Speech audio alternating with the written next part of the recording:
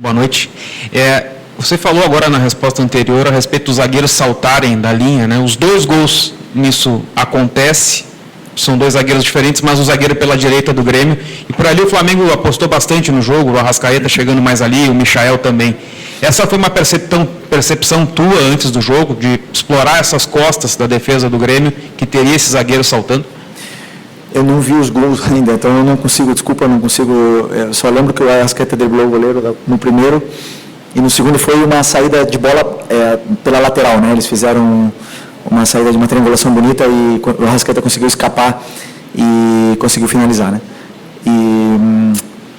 Mas claro que um dos pontos que a gente pede sempre é que exista o ataque ao espaço, porque para mim o time mais difícil de marcar é o time que ataca o espaço o tempo todo. E isso o Bruno, o Michael, o Gerson, o próprio Arrascaeta faz e incomoda muito, mas com certeza tem preparação nesse estudo, sim.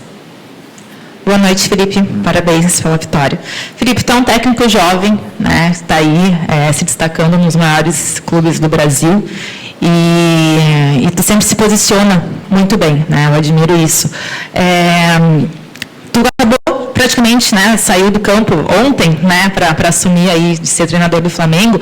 E eu acredito, eu vou trazer uma pergunta um pouco extra-campo para ti, tá? A gente viu ali que o Grêmio reclamou de uma mão na bola, né, ali no lance depois que o Flamengo fez o gol. E eu penso que se tu estivesse em campo como jogador, capitão, como tu fez, tu também reclamaria com o árbitro se fosse teu time adversário.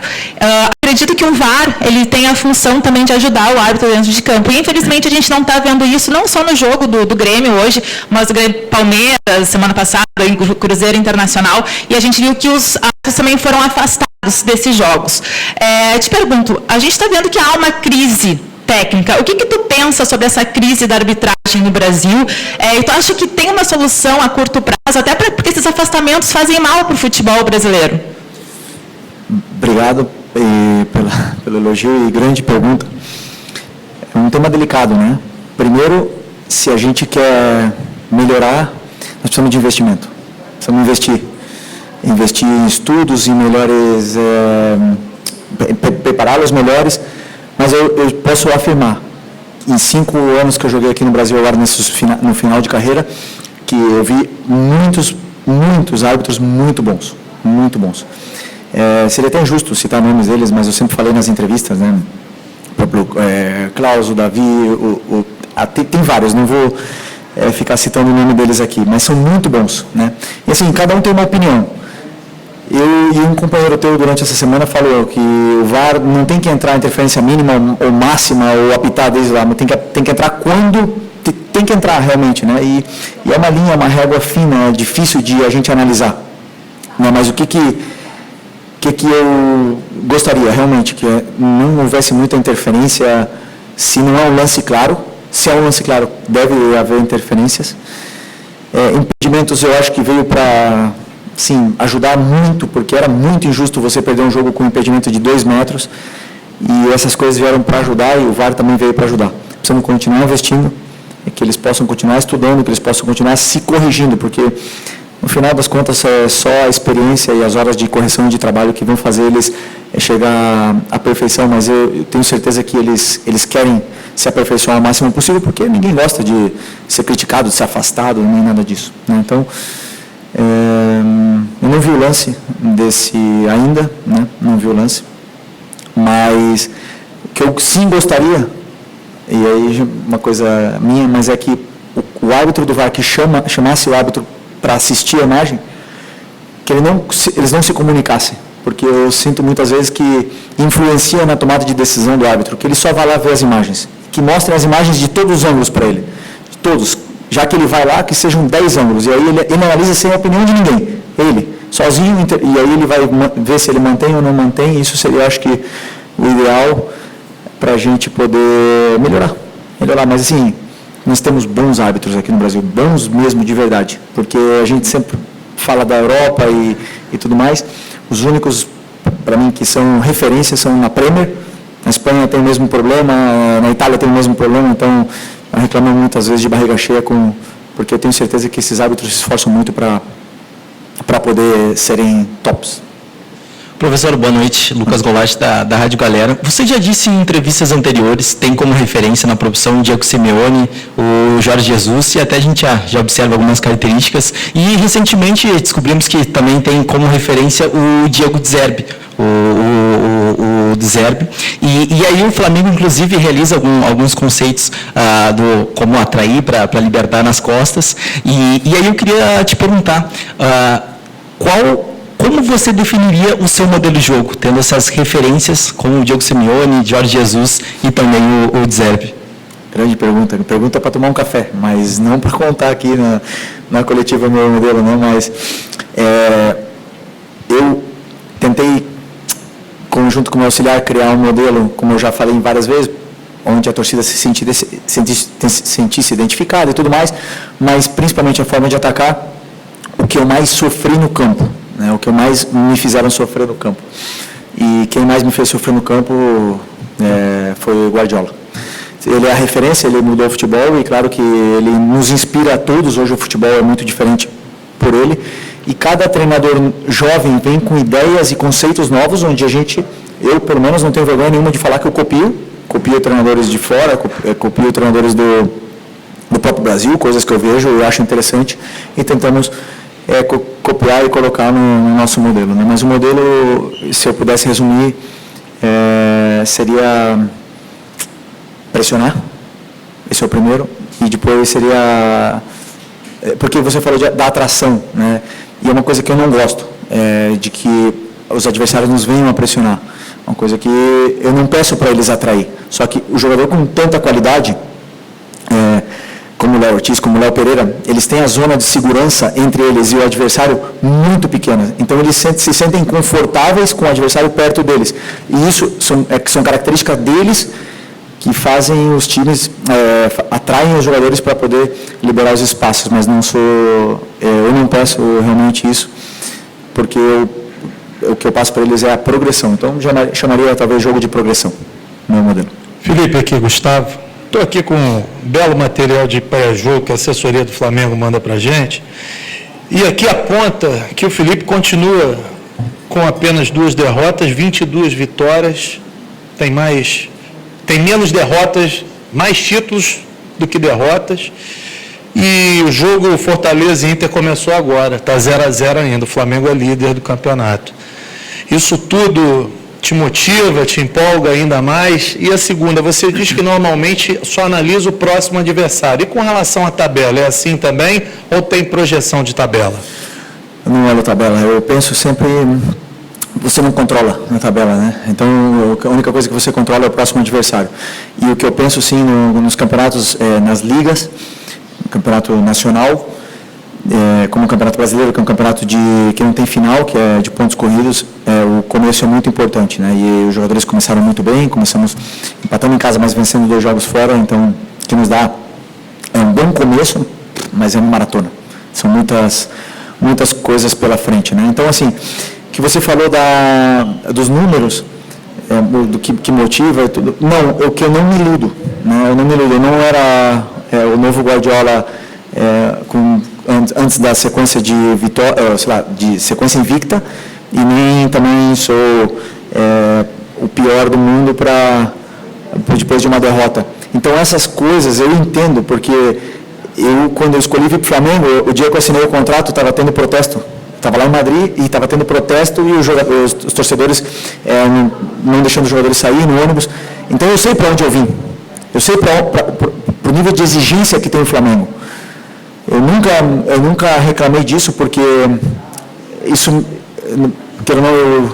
me fez crescer, me fez ser melhor, me fez pensar, me fez refletir, e eu convivo bem com isso. Então eu também, quando a gente perde e tem um momento ruim, como foi o outro dia, eu navego nessas águas aí já com mais calma, porque eu já tenho muitas cicatrizes no futebol, já são muitos momentos bons, mas também muitos ruins, onde eu sei que isso vai acontecer. O que não posso nunca é perder a minha convicção do que eu acredito do futebol, do que eu acho que é melhor para a equipe, da forma que a equipe tem que fazer para ganhar. Não sempre vamos ganhar. Isso eu falo para o torcedor, eu falo para os jogadores, e eu não tenho medo de dizer que eu vou errar. E vou ser criticado, não tem problema nenhum. Os jogadores também vão errar e também vão ser criticados. Mas que o torcedor entenda que a gente vai fazer de tudo para poder vencer e falar dentro do campo, que é o mais importante. Felipe, boa noite. Boa noite.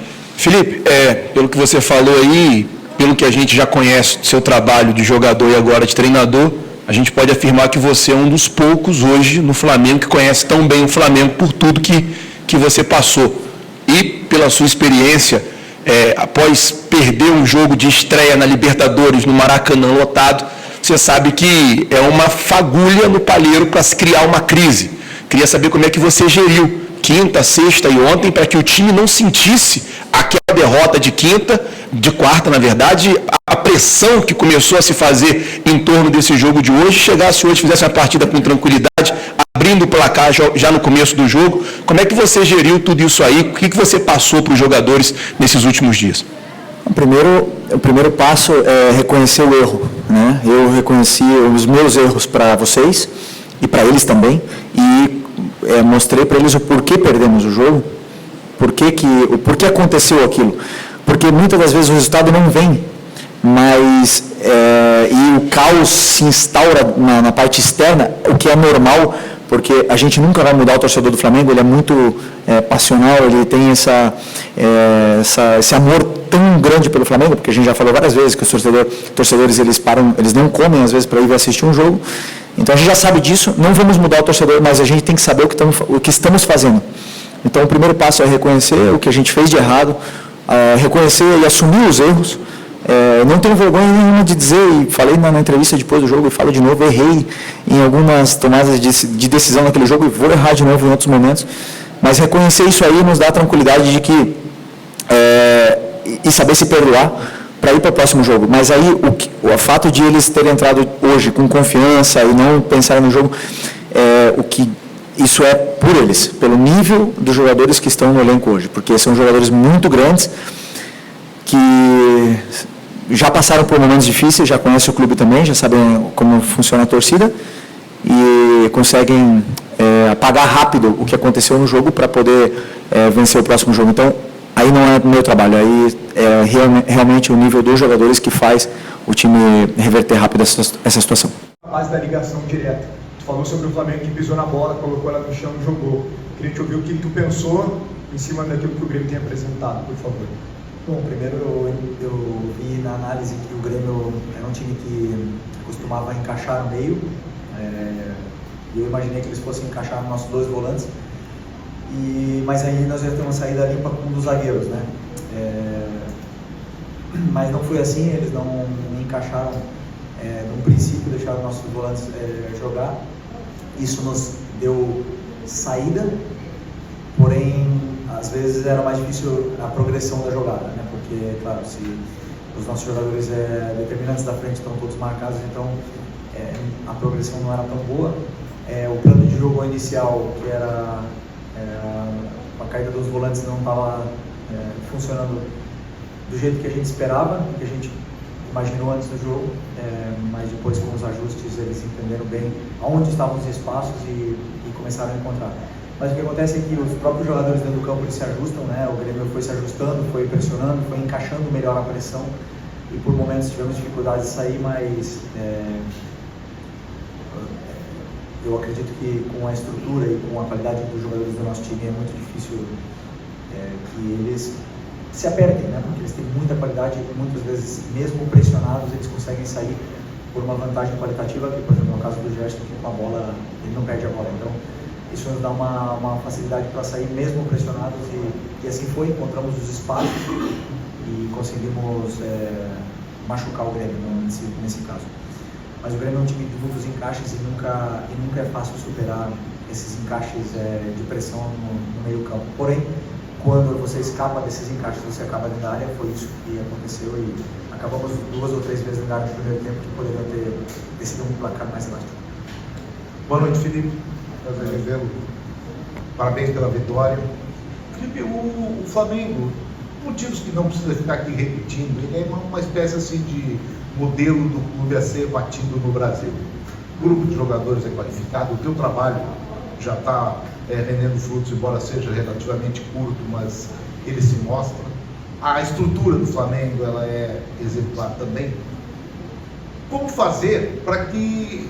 Como é que vocês estão estudando para jogar com a corda esticada ou poder recolhê-la na hora certa, visando ganhar o máximo possível de competições e estando já no Campeonato Brasileiro que recém começou, mas o Flamengo já começa também a ser colocado como favorito, como maior candidato. Como é que é carregar essa responsabilidade e trabalhar um grupo assim de agora até dezembro?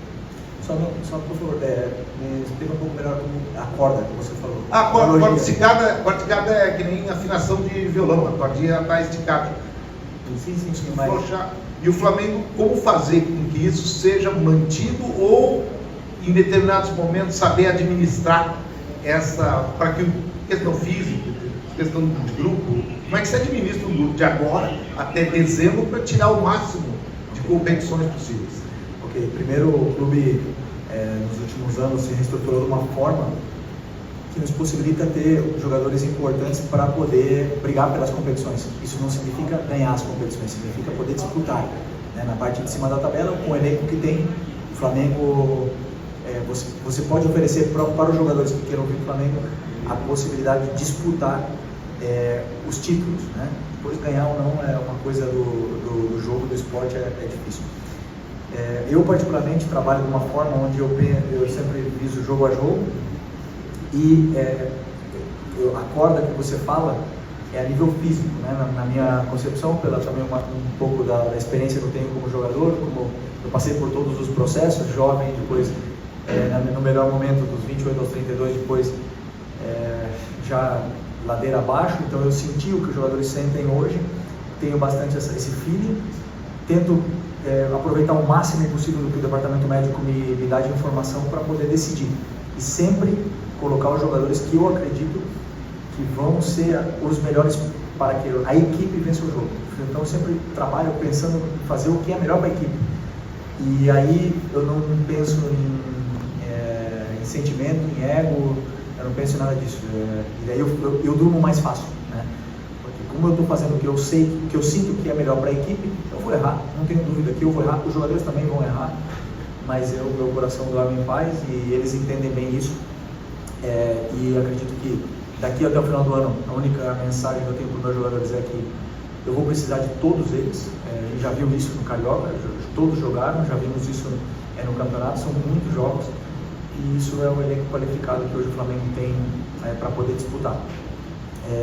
Mais peças virão provavelmente na janela do meio do ano e isso é normal no futebol, essas trocas, né, nos elencos, mas eu acredito que sempre para qualificar ainda mais e potencializar a qualidade que esses jogadores têm. Obrigado, parabéns pela vitória.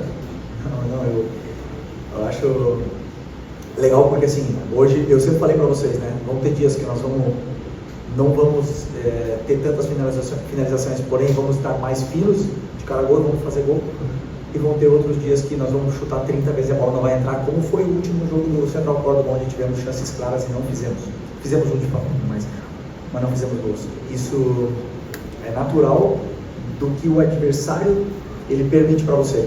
Como eu falei, o Grêmio é um time de encaixes, te dá uma dificuldade maior na saída, porém, a que você escapa, você tem uma chance mais clara, ou uma chance de pisar na área, como você falou, mais clara. Depois, a finura do jogador ali, o momento de forma dele, isso cada um vai passar por momentos diferentes. E aí os números dizem, né? Um jogador com Arrascaeta tem uns números incríveis e outros não tem tantos números como ele, como o Pedro. Isso é totalmente normal do futebol. Agora, numa vitória no campo, na arena do Grêmio, contra um time super qualificado, um time muito bem treinado, como eu falei, com encaixes, com tudo mais, fora de casa, segunda seguida fora de casa no Brasileiro, nós temos que olhar o lado positivo. Nós não podemos só olhar porque o Flamengo finalizou menos, porque não sei o quê, porque a bola não entrou. Então eu sou o treinador positivo. Entendo que você seja mais negativo nesse ponto, mas eu olho sempre as coisas boas que a gente fez e as ruins já é o meu trabalho corrigir elas e para isso que me pago. Felipe, boa noite.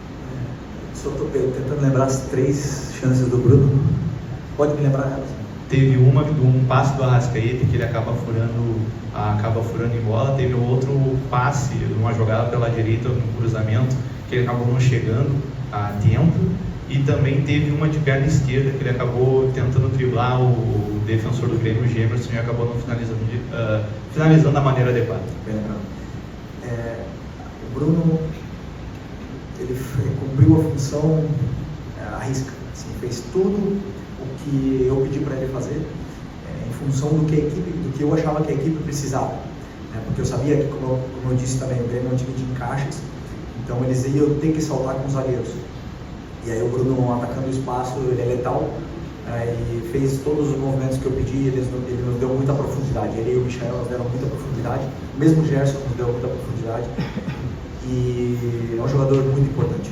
Essas chances que você fala, eu não posso qualificar ela de uma chance perdida, porque na minha visão não foi o passe não foi ideal para ele, não conseguiu nem finalizar a jogada, né? Então, a outra talvez, em outro momento, ele teria conseguido finalizar, mas absolutamente normal. E o que eu vejo é um volume de jogo que ele cria, que ele nos dá para a equipe, porque é um jogador que pressiona muito, que se sacrifica muito pela equipe, faz com que a equipe jogue muito melhor, de forma muito mais contundente e dominante dentro do campo, algo que está no Henrique, porque ele nos dá todas as fases defensivas, dá jogo aéreo, é um jogador que domina a bola de costas, que sustenta os zagueiros, que ataca o espaço, que é um jogador super completo e na qual muito importante.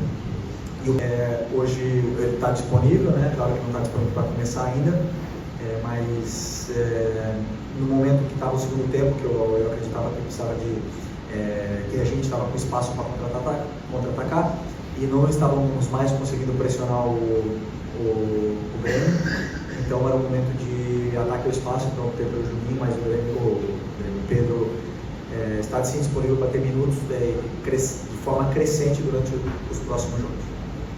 Felipe, aqui, boa noite. Você falou agora na resposta anterior a respeito dos zagueiros saltarem na linha, né? Os dois gols nisso acontece, são dois zagueiros diferentes, mas o zagueiro pela direita do Grêmio. Por ali o Flamengo apostou bastante no jogo, o Arrascaeta chegando mais ali, o Michael também. Essa foi uma percepção tua antes do jogo, de explorar essas costas da defesa do Grêmio e teria esse zagueiro saltando? Eu não vi os gols ainda, então eu não consigo, desculpa, eu não consigo. Eu só lembro que o Arrascaeta driblou o goleiro no primeiro, e no segundo foi uma saída de bola pela lateral, né? Eles fizeram uma saída de uma triangulação bonita e quando o Arrascaeta conseguiu escapar e conseguiu finalizar. Mas claro que um dos pontos que a gente pede sempre é que exista o ataque ao espaço, porque para mim o time mais difícil de marcar é o time que ataca o espaço o tempo todo, e isso o Bruno, o Michael, o Gerson, o próprio Arrascaeta faz e incomoda muito, mas com certeza tem preparação nesse estudo.